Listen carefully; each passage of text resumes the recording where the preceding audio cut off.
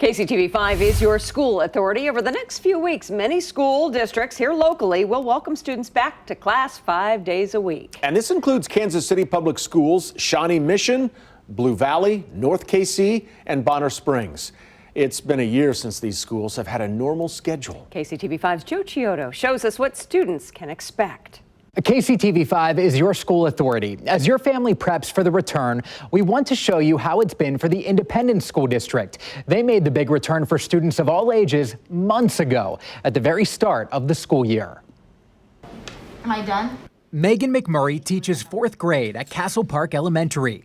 The pandemic hasn't made it easy. It is definitely stressful. But she and her kids 2,304 have come a long way. Oh my gosh, they're amazing. They are on each other. They want to hand sanitize. They're wiping their desks down. They're keeping each other accountable about bubble space. Her advice to teachers and students now making the return? It's a lot more normal than you think it is. It's orange!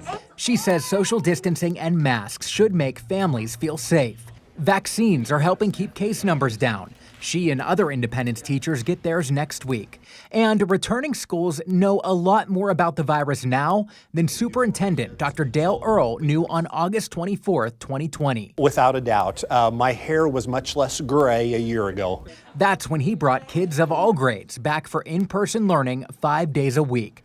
The first and only Metro District to do so. I have to admit, as superintendent, I was very nervous. Now, independent schools are serving as a case study. At any point during this, did you have any teacher come to you or come to a member of your administration and say, I don't feel safe with the decisions we're making?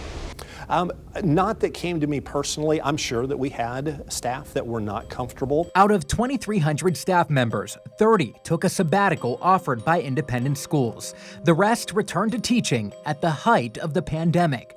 75% of students returned in person, 25 stayed virtual. The district says it was the first in the metro to launch a COVID-19 dashboard.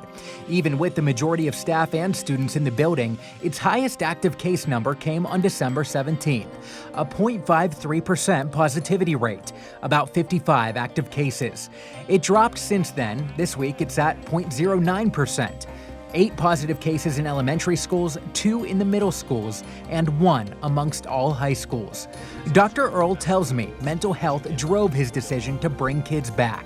The district has counselors on hand. He encourages other districts to do the same. We still offer that even for our virtual kids. We've had numerous school districts reach out. I've talked to them on the phone. We've had some come in and walk through our buildings, what our safety protocols look like, as well as kind of our philosophy on how we entered into having school. So 4 plus 1 is? McMurray tells me she and her fellow teachers have embraced everything thrown their way. Technology was something that I loved, but I never really knew how it integrated into my classroom. I'm a very hands-on teacher, and so I'm kind of like forced into embracing it and loving it, and now to the point that I don't know if I could teach without having the platform that we do have. And Dr. Earle says his district can now offer hope in a time of need. How thankful are you that we're sitting here 8 months after that decision and things went the way they did?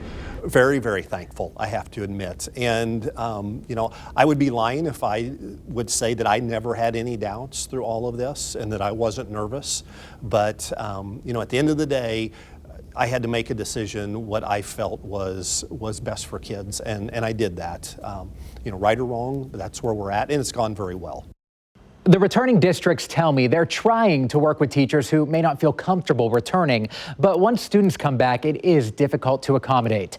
As far as what we can expect moving forward, well, many of the returning schools are adding more summer classes to make up for lost time. But no plans right now to start the fall semester early. Chiodo, KCTV5 News.